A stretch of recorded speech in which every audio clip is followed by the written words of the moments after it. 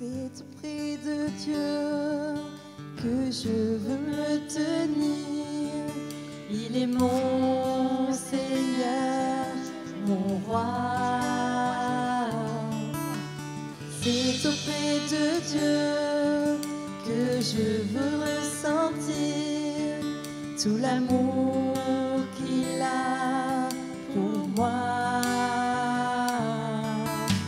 C'est auprès de Dieu que je voudrais grandir, entendre le son de sa voix. Je viens devant le trône, par ta grâce je me tiens, en ta présence je lève les yeux vers le lieu saint, pour contempler ta face. Je veux rester près de toi.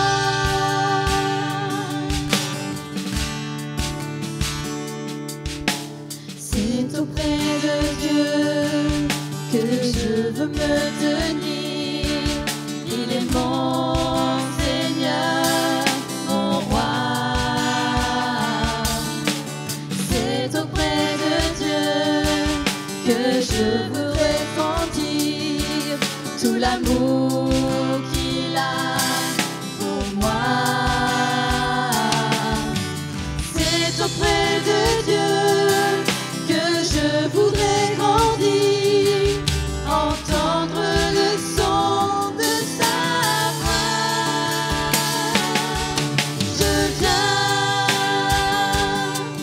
Je viens devant le trône, par ta grâce je me tiens, en ta présence je lève les yeux vers le lieu saint, pour contempler ta face. Je veux rester près de toi. Alléluia, Jésus, je veux rester près de toi, devant ton saint trône, Seigneur. Juste contempler ta face, te louer, t'adorer ce matin. Alléluia.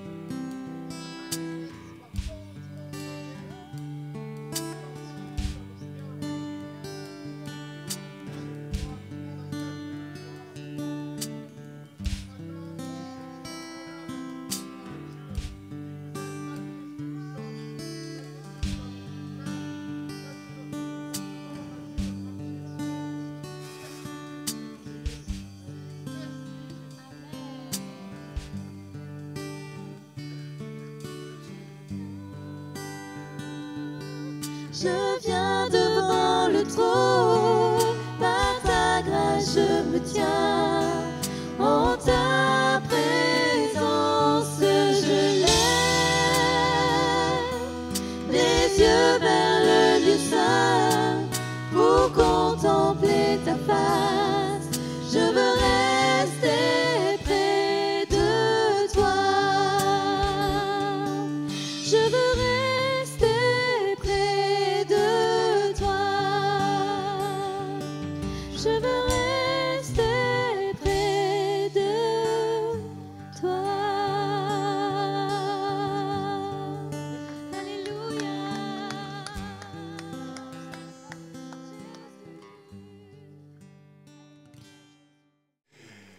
En tout cas, je suis vraiment content de pouvoir partager la parole ce matin avec vous. Je vais avoir une réflexion toute simple ce matin parce que je me suis penché vraiment sur ce que je voulais vous partager. Et puis, il y a quelque chose de très simple qui est venu sur mon cœur. Et la venue de Jésus nous a amené à vivre beaucoup de choses. Et dans les temps que nous vivons, j'avais envie de vous partager l'une des choses que la venue de Jésus nous a procurées. Et c'est presque un cadeau. Parce que quand on y réfléchit bien, et c'est bizarre parce que j'ai souvent des réflexions sur des vues d'ensemble, sur ce qu'on peut vivre. Je me suis fait cette réflexion, ça fait 3 années de suite que Noël est bizarre. Quand on était sur Paris, en 2019, nous étions paralysés, les transports en commun ne marchaient plus, on ne pouvait plus circuler dans Paris, c'était le chaos. Et je me suis dit, waouh, on commence bien l'année, ou on l'a fini bizarrement. Et vous savez, on est toujours dans la réflexion de se dire, bon, ben, l'année suivante sera meilleure. Et puis, on arrive en 2020, il y a le Covid. Et puis, c'est vrai que l'année d'avant, l'année 2009, les Noëls 2009 ont été une saison particulière pour nous, pour le contexte dans lequel on vivait à Paris. Mais l'année 2020, ça a été aussi une année particulière parce que le Covid s'est invité aux fêtes. Et c'est vrai que, souvenez-vous, c'était pas si évident que ça. On se posait plein de questions. Puis là, cette année, rebelote, on vit encore quelque chose. Et on en vient à peut-être regarder l'avenir de façon peut-être moins encourageante que d'habitude. Souvent, on est dans cette perception de se dire, bah, l'année suivante, allez. Bah, je ne sais pas vous, mais il y a comme une espèce de... Bon, on va être prudent. On va se dire l'année prochaine, à chaque jour suffit sa peine.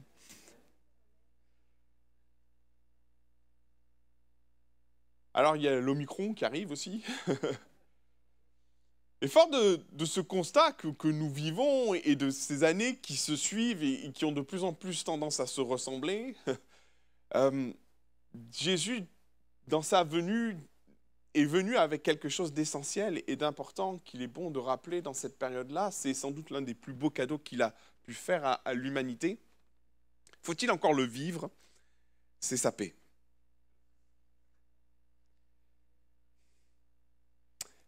Et quand je dis qu'il faut peut-être bien le vivre, parce que notre perception de sa paix vient se confronter à nos réalités, à notre propre compréhension de ce qu'est la paix de Jésus. Et ce matin, je voudrais faire les contours de sa paix. Cette paix qui nous est annoncée, et j'ai mis Ésaïe chapitre 9, il y a ce texte que nous connaissons bien et qui, bizarrement, font référence à ce que nous pourrions vivre aujourd'hui, mais qui a une valeur tellement importante, mais les ténèbres ne régneront pas toujours sur la terre, où il y a maintenant des angoisses. Si les temps passés ont couvert d'opprobre le pays de Zabulon, ça c'est plutôt une approche très prophétique, et le pays de Naphtali, les temps à venir couvriront de gloire la contrée voisine de la mer, au-delà du Jourdain, le territoire des gentils.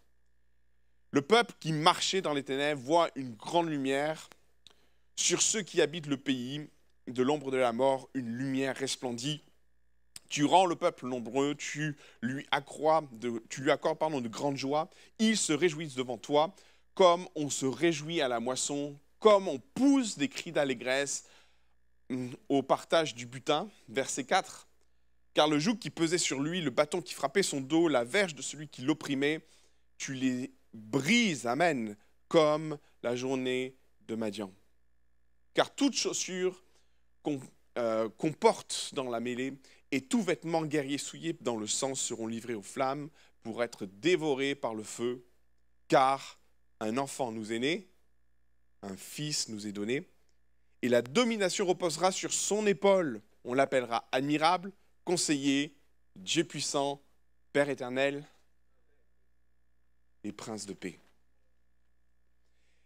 Il y a une chose qui est très intéressante quant à la venue de Christ, elle est entourée d'une paix que le monde ne connaissait pas avant et que le monde est appelé à connaître avec la venue de Christ.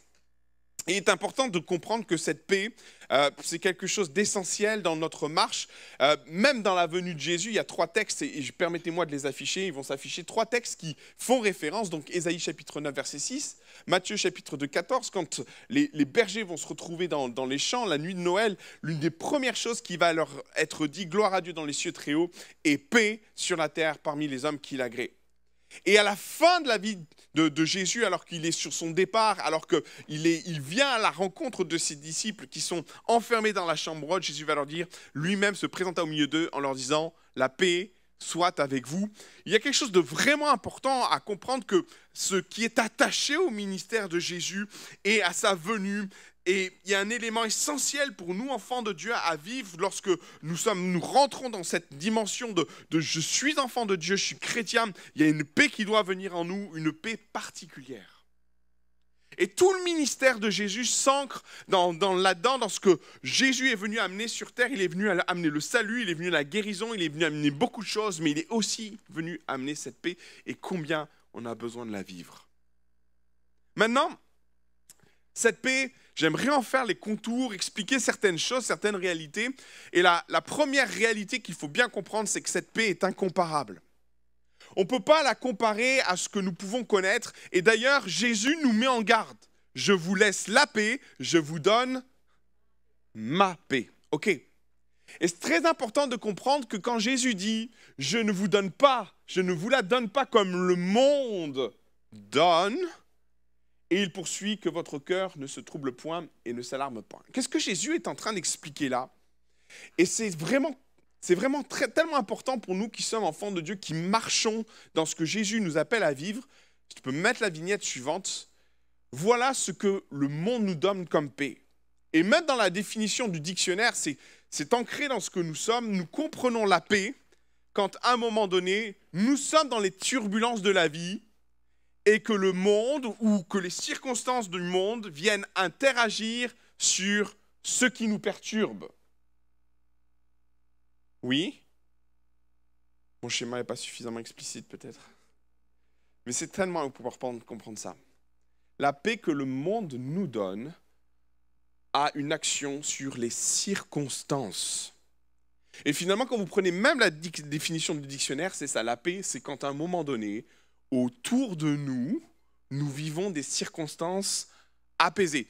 Et finalement, la paix, du coup, si on est dans le rouge parce qu'on est dans des circonstances, quand les circonstances s'arrêtent, on redevient serein. Pourquoi je vous dis ça? Parce que dans notre façon de prier, dans notre façon de chercher la paix, notre esprit fonctionne comme ça. Ouais? Seigneur, tu vois, il y a cette situation-là, il y a ce problème-là, ça me perturbe, règle-le. Vous dites pas amen, je comprends. Parce que ce que Jésus dit, ça c'est la paix que le monde donne. Maintenant, quelle est la paix que Jésus donne? On y va. Les circonstances nous mettent dans le rouge, on est d'accord. Maintenant, ce que Jésus dit, c'est que je ne vais pas agir sur tes circonstances, mais je vais agir sur toi. Oui? Maintenant, ça n'enlève pas les circonstances.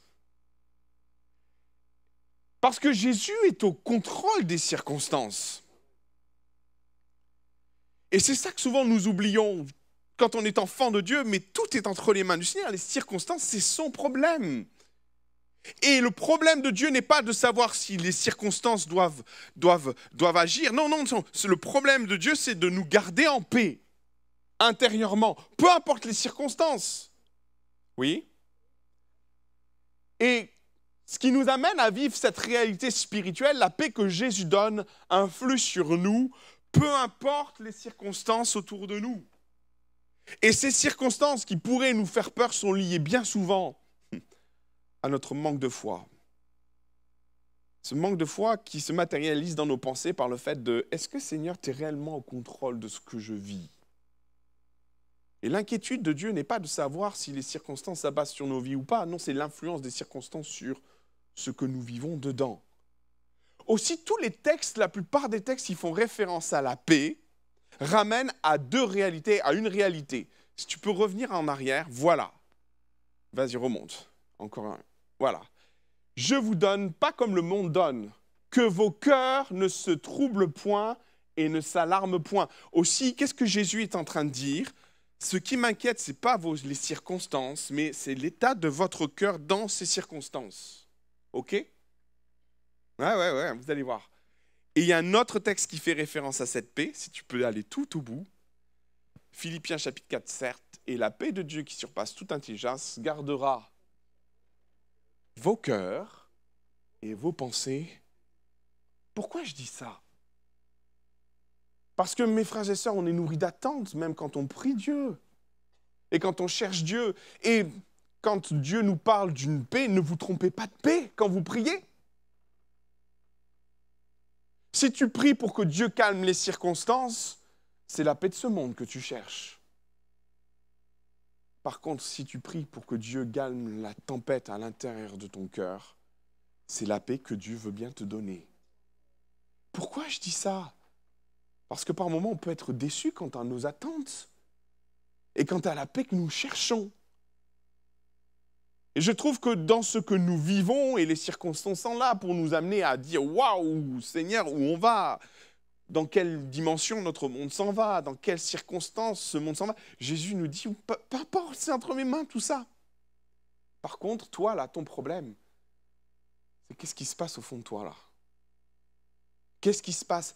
Et si la tempête est dans ton cœur, ne cherche pas à calmer la tempête pour que ton cœur se calme, mais cherche à calmer la tempête qui est dans ton cœur. Et moi, je m'occupe de la tempête qui est à l'extérieur. C'est tellement vrai dans ce que les apôtres vivaient, dans le fait d'être souvent en prison, et pour autant ils louaient et chantaient Dieu. C'est pas Silas qui louait Dieu en prison, il glorifiait Dieu. Je veux nous encourager dans cette saison à ne pas chercher la paix que le monde donne, mais à dire, Seigneur, viens calmer la tempête qui est en moi. Viens calmer cette tempête qui est en moi parce que elle me fait perdre pied. Et Jésus est très attentif à ça et il nous dit, et il le dit encore, et cette paix-là que Dieu nous donne, qui surpasse toute intelligence, gardera vos cœurs et vos pensées en Jésus. Plus que jamais, nous avons besoin d'élever notre dimension spirituelle dans ce que nous vivons avec Dieu. Et dans même ce que nous demandons à Dieu, la Bible dit que par moments nous demandons mal, mais quand nous cherchons à vivre la paix de Dieu, quelle paix nous cherchons réellement à vivre ? Et si nous cherchons à vraiment vivre la paix que Dieu veut nous donner, ne nous trompons pas dans nos attentes. Car la paix que Dieu veut nous donner n'a pas toujours à voir avec cette capacité que Dieu a à calmer les circonstances de nos vies. Au contraire. Et ce que Dieu veut nous amener à vivre bien souvent, et ça j'en suis convaincu, c'est qu'il est aux commandes des circonstances. Et pour autant, nous là, nous restons en paix dans notre cœur, car Jésus est au contrôle. Et je voudrais, mon frère, ma sœur, t'encourager à chercher cette paix, quelles que soient les circonstances que tu vives, parce que tu ne pourras pas calmer toutes les circonstances. Tu ne pourras pas gérer et maîtriser tout ce que tu vis. Et j'aurais tendance même à dire qu'on ne sait pas ce qui nous attend. Et finalement, on est dans des temps anxiogènes, dans des temps où les choses semblent, à un moment donné, nous interroger sur l'avenir, sur ce qui doit nous attendre. Seigneur, garde mon cœur dans la paix, là. Garde mon cœur dans la paix. Aussi, et c'est très corrélé, il y a un deuxième passage, et c'est le deuxième élément. Cette paix, c'est une puissance face à nos peurs. Philippiens chapitre 4, ne vous inquiétez de rien, mais en toute chose, faites connaître vos besoins à Dieu par des prières, des supplications, avec des actions de grâce, et la paix de Dieu qui surpasse toute intelligence gardera vos cœurs et vos pensées en Jésus-Christ.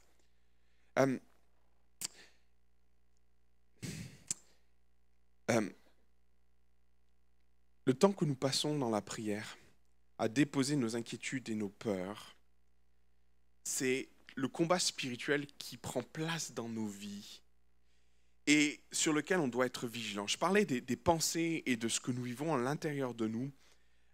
Nous apprenons au fur et à mesure de notre marche spirituelle à mettre des barrières dans nos pensées. Je ne sais pas si vous êtes d'accord avec moi. Parce que finalement, tous les problèmes naissent là-dedans. Tout ce qu'on peut vivre, tous nos combats, toutes nos luttes commencent là-dedans. Et j'aime à penser qu'à un moment donné, Dieu nous garde ton cœur plus que toute autre chose. C'est qu'à un moment donné, on ne peut pas laisser tout et n'importe quoi rentrer dans nos pensées. Je ne sais pas si vous êtes d'accord. On est obligé à un moment donné dans notre marche spirituelle de dire « Seigneur, mon esprit, ce n'est pas un open space où il y a des courants d'air. » Où tout a le droit de rentrer et de pénétrer et de saccager.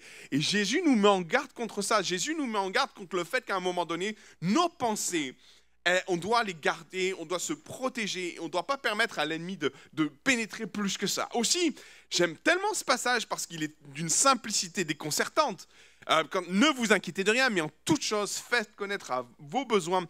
Il y a une dynamique où tous nos besoins... J'aime cette pensée-là. Quand un besoin devient pressant, ça devient une inquiétude. Qu'en pensez-vous? Quand un besoin devient urgent, ça devient une inquiétude. Au départ, un besoin, il faudra éventuellement changer la chaudière. Et puis quand arrive l'hiver, le besoin... Il faut changer la chaudière ou sinon on va se geler. Vous voyez ce que je veux dire? Et le texte, moi, m'a interpellé parce qu'il parle ne vous inquiétez de rien, mais il parle de nos besoins et ne permet pas à tes besoins de devenir des inquiétudes. Ok? Et il y a une dynamique spirituelle qui s'installe quand Jésus dit dans ce passage, mais en toute chose, faites connaître vos besoins à Dieu par des prières et des supplications. Il y a juste un aspect très préventif dans ce texte. Si tu veux garder ton esprit en paix, si tu veux garder si tu veux permettre à ton esprit d'être protégé de l'inquiétude ou de la peur, quoi que ce soit, ces besoins qui sont au départ que des besoins, amène-les tous au pied de la croix. Sois dans une approche très préventive. Dépose ça au Seigneur et considère qu'il s'en occupe. Et ne permet pas que ces besoins, au fur et à mesure qu'ils évoluent vers l'urgence, deviennent des inquiétudes. Parce que, je vais rebondir sur un truc tellement important, Dieu agit souvent au dernier moment. Ok? Et c'est là le problème. C'est que si quelque part dans notre démarche spirituelle, on n'a pas déposé nos besoins à Jésus, à la fin de la fin, ça devient des inquiétudes, ça devient des choses qui viennent parasiter notre esprit. Et je pense tellement à Saül qui, face aux circonstances, va faire des choix dramatiques parce qu'il est dans l'inquiétude, parce qu'il est dans la peur. Il laisse les circonstances l'envahir, il laisse les circonstances le dominer. Et parce qu'il n'a pas déposé ça, peut-être sans doute en amont, ces inquiétudes deviennent ce qui le dirige, le conduisent et va lui faire faire des erreurs. Ne vous inquiétez de rien. Juste remonte, s'il te plaît, tu vas trop vite. Ne vous inquiétez de rien, mais toutes choses, faites-les connaître à votre Dieu par des prières et des supplications avec des actions de grâce.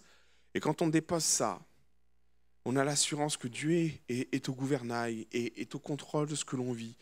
Et c'est là que la paix de Dieu qui surpasse toute intelligence gardera vos cœurs et vos pensées en Jésus-Christ. Il y a un lien très fort entre la prière et notre paix. Si on ne vit pas une vie de prière, mes frères et sœurs, ce sera l'inquiétude qui va prendre place.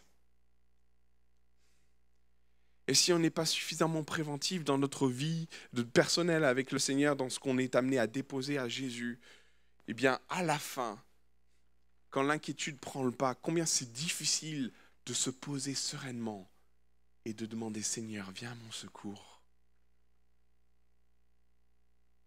Après, je ne sais pas si vous comprenez ce que je veux dire. Et je voudrais nous encourager à être dans une approche préventive de ce que Dieu veut que nous vivions dans notre démarche spirituelle.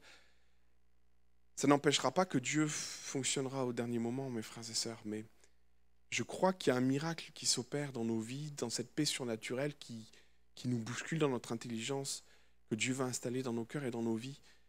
Je crois que quand on dépose ça au pied de la croix, Dieu vient mettre sa paix en nous.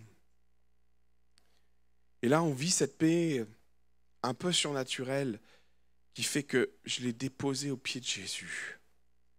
Et maintenant, je suis en paix, même si les choses tardent, même si les choses semblent aller dans une direction que je ne maîtrise pas, que je ne contrôle pas. Seigneur, tu es au contrôle de ma vie. Tu es au contrôle des circonstances. Et je suis en paix avec toi. Je voudrais juste continuer par rapport à cette paix. Elle est tellement importante. Petit 3, elle est un guide dans nos décisions. Colossiens chapitre 3, verset 15, j'ai trouvé une traduction qui m'a beaucoup parlé. Que la paix instaurée par Christ gouverne vos décisions.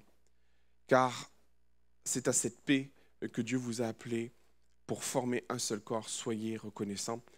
J'aime l'idée que la paix instaurée par Christ gouverne nos décisions. Ça rejoint sensiblement ce qui est partagé juste avant. Mais comment être serein quand nous devons comment être en paix, comment bien prendre les bonnes décisions quand notre cœur n'est pas en paix, mes frères et sœurs.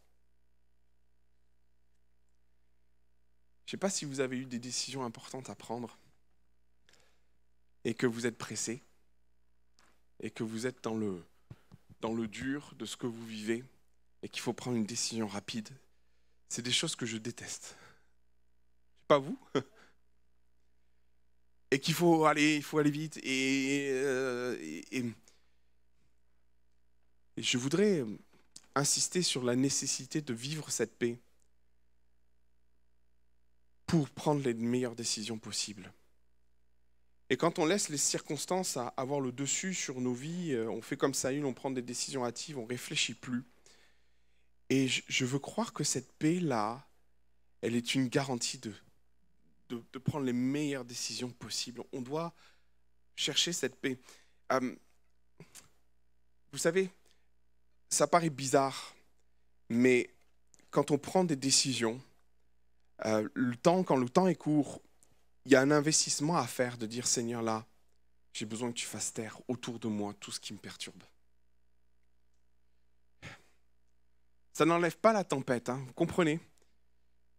Mais quand on prend des décisions, et des décisions qui sont lourdes de sens, par moment, on est dans l'agitation de ce qui a besoin d'être fait, de la décision qui doit être prise, et on est dans ce tourbillon-là, et on oublie une chose essentielle de ce que Dieu veut nous amener à vivre, c'est que dans les prises de décision, ça doit être dans un calme, et dans un espace où on est protégé.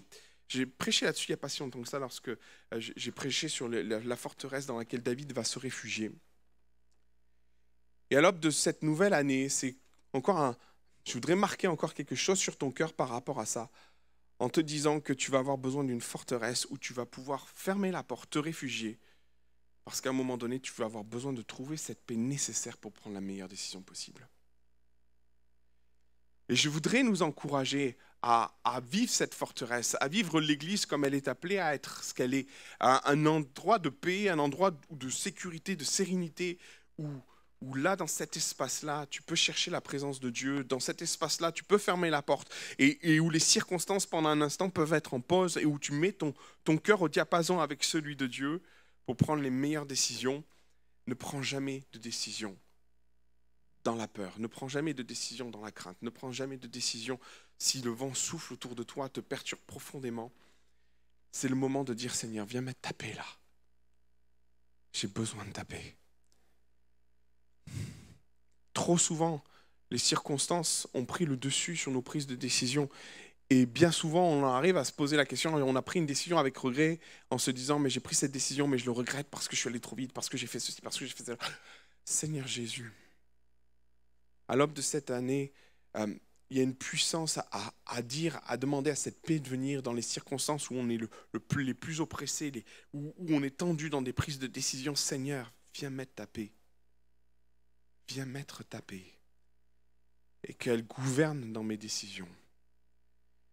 Que l'agitation se taise pour laisser place à ta sérénité et à la voix du Saint-Esprit qui me parle dans les choix et dans les décisions que je vais prendre. Pour ne pas me retrouver en difficulté. Amen. Je voudrais vous laisser une dernière chose. Elle est pour ceux qui l'agréent. Matthieu chapitre 2, verset 14. Gloire à Dieu dans les cieux très hauts, et paix sur la terre parmi les hommes qui l'agréent.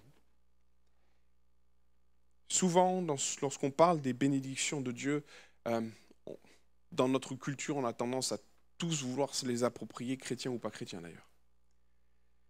Mais avec beaucoup de recul, mes frères et sœurs, la plupart des promesses sont pour ceux que Dieu agrée. C'est important de comprendre ça.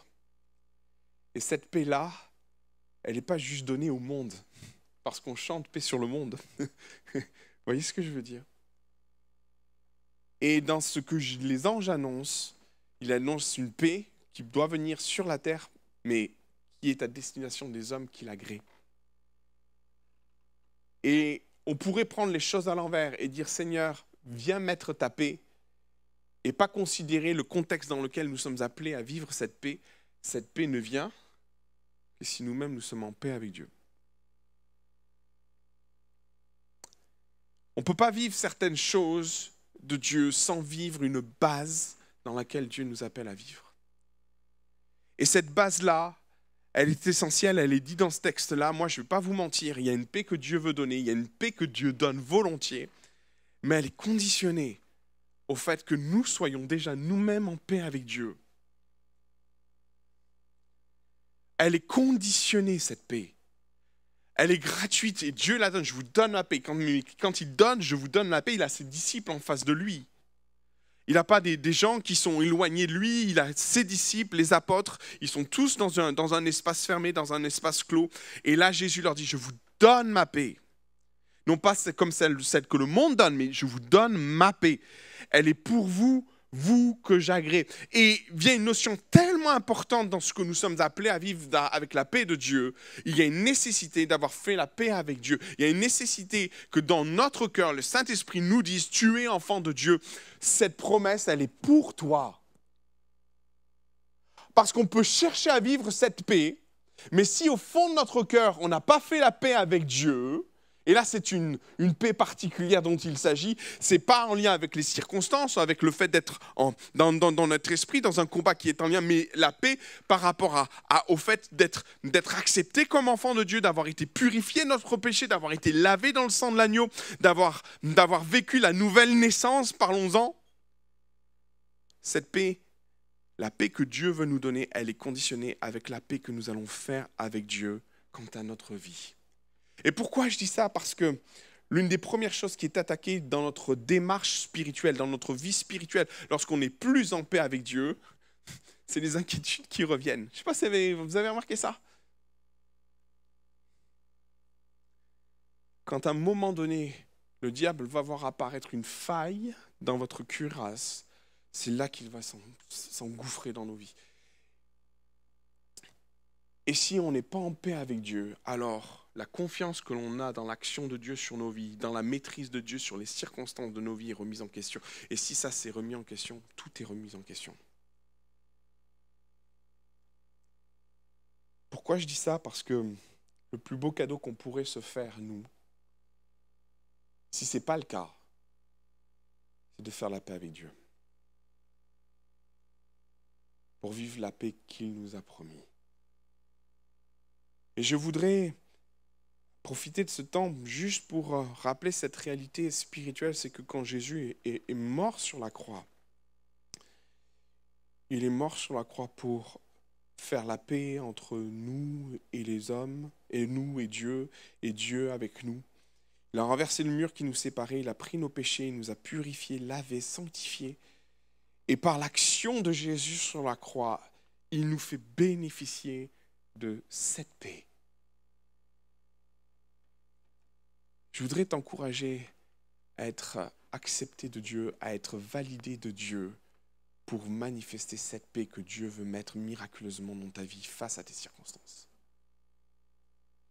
Et finalement, c'est tellement particulier de vivre ça. Il y a un lien de cause à effet directement. Si on est en paix avec Dieu, alors on vit la paix que Dieu veut mettre en nous et dans notre cœur face aux circonstances qui peuvent nous entourer. Et je voudrais t'encourager ce matin à faire la paix avec Dieu si tu ne l'as pas encore fait. Je voudrais t'encourager ce matin de dire, Seigneur, je me remets entre tes mains, je m'abandonne de nouveau à toi. Il y a peut-être des choses qui n'ont pas bien fonctionné, il y a peut-être des choses sur lesquelles je me sens répréhensible, il y a peut-être des choses que j'ai besoin d'abandonner. Seigneur, je viens faire la paix avec toi pour vivre ton cadeau. Je viens vivre là, je veux faire la paix avec toi simplement pour que tu viennes mettre ta paix au fond de mon cœur, parce que peut-être tu dors mal, parce que peut-être tu es dans des difficultés, dans des problématiques qui font qu'aujourd'hui tu es perturbé profondément. Il y a tellement d'inquiétudes dans ton cœur face à demain, face aux circonstances, face à ton travail, face à ta famille, face à ta maladie, face à tout ce qui se passe autour de toi. Les circonstances sont là et tu peux réclamer cette paix que Dieu veut donner, mais ça va passer obligatoirement par le fait de dire, Seigneur, aujourd'hui, je te donne mon cœur, je te donne ma vie. Je m'abandonne à toi. Et Seigneur, je veux devenir ton enfant. Je veux devenir ton enfant. Je voudrais t'encourager à être accepté de Dieu, à être validé de Dieu, à être vu par lui comme un enfant racheté. Dieu veut nous offrir une paix, mes frères et sœurs. Non pas comme celle que le monde connaît. Et ça ne veut pas dire que Dieu ne s'occupe pas des circonstances, si, il s'en occupe. Mais Dieu ne veut pas attendre que nos circonstances changent pour vivre cette paix. Il nous dit, moi j'ai une paix à te donner, peu importe les circonstances. Et je ne veux pas te donner cette paix que le monde te donne parce qu'elle est tellement liée aux circonstances. Non, moi je veux te donner une paix surnaturelle qui vient sur ton cœur. Une paix qui naît aussi dans ta capacité d'abandonner à Jésus tes fardeaux, tes craintes, tes problématiques, tes besoins. Ne leur permets pas de devenir des soucis ou des inquiétudes profondes en toi. Laisse au pied de Jésus tout cela. Laisse-le prendre part dans tes décisions les plus importantes. Il y a des choix et des décisions qui vont être importantes cette année. Et par moments, on est sous pression quant au fait de prendre certains choix, certaines décisions pour nos vies.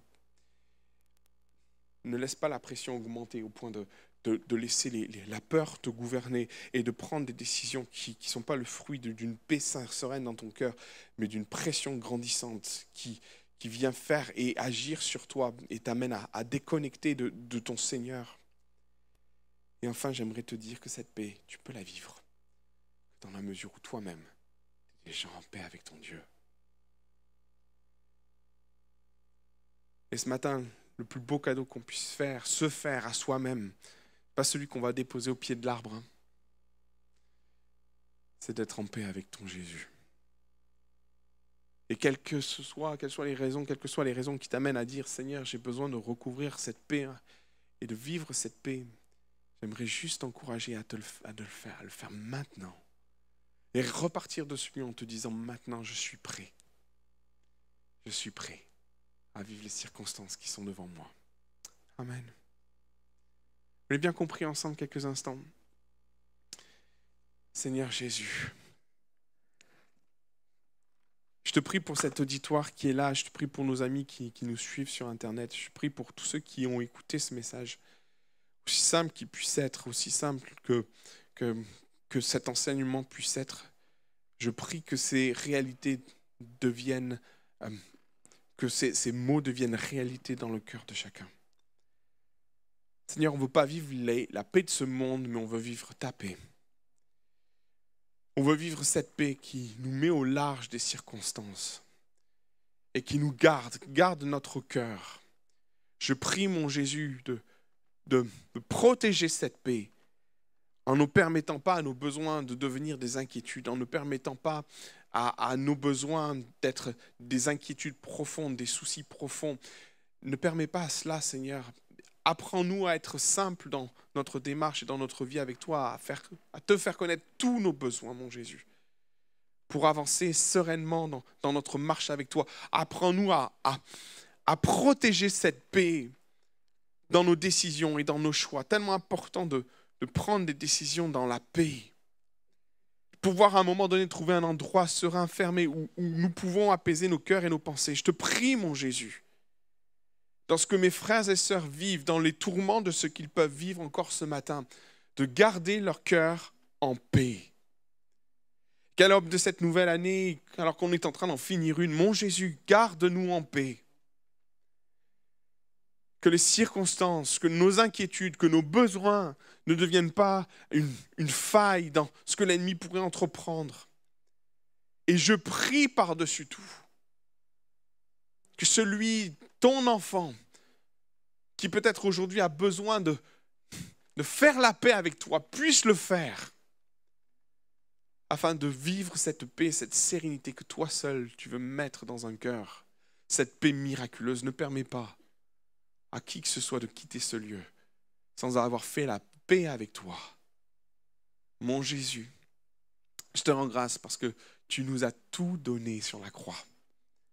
Il y a un tout accompli extraordinaire. Et je te remercie pour l'œuvre que tu veux faire et que l'œuvre que tu veux entreprendre dans l'œuvre de chacun, dans le cœur de chacun. Ce matin, je te prie pour mes bien-aimés qui sont dans l'inquiétude. Pour quelque raison que ce soit, que ta paix vienne sur leur cœur maintenant. Au nom de Jésus. Au nom de Jésus. Amen. Amen. Gloire à Dieu. Alléluia.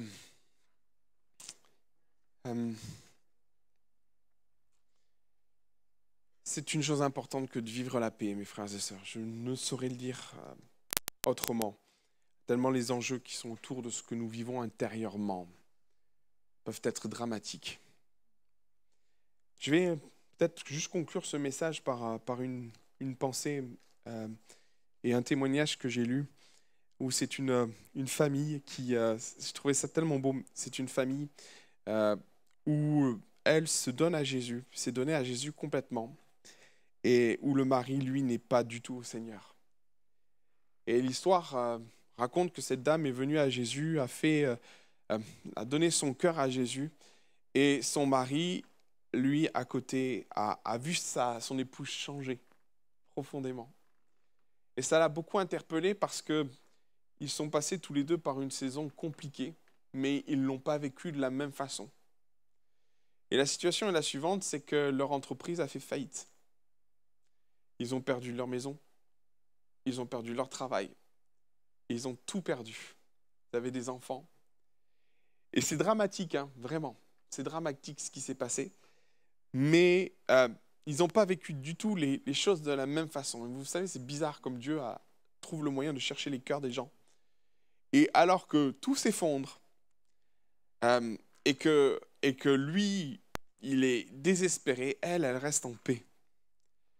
Alors ils ont tout perdu, mais Dieu a fait grâce. Ils n'ont jamais été à la rue, ils n'ont jamais manqué de rien, ils ont perdu beaucoup de choses, mais ils ne se sont jamais retrouvés dans l'extrême, et dans l'extrême pauvreté. Dieu a toujours fait grâce. Mais ce qui a perturbé le plus son époux, c'est de voir son épouse dans la paix, malgré tout ce qui pouvait se passer. Et c'est ce qui l'a interpellé. Et il lui disait, mais tu t'inquiètes pas de ce qu'on vit, tu t'inquiètes pas de tout ça. Et elle lui disait, mais je fais confiance à mon Dieu, je fais confiance à mon Dieu, je fais confiance à mon Dieu. Et elle vivait les choses tout à fait différemment. Et comme quoi, dans une situation similaire, alors qu'on est dans le même bateau et qu'on vit exactement les mêmes choses en fonction de si Jésus est là ou pas, on ne vit pas les mêmes choses, mes frères et sœurs.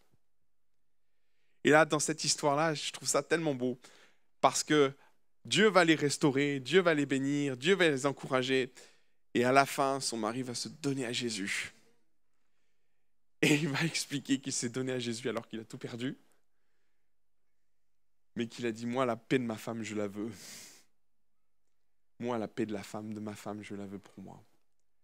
Alors, je veux nous encourager parce que autant c'est une puissance dans ce que nous vivons personnellement, autant c'est une puissance qui interpelle ceux qui sont autour de nous. Que Dieu vous bénisse.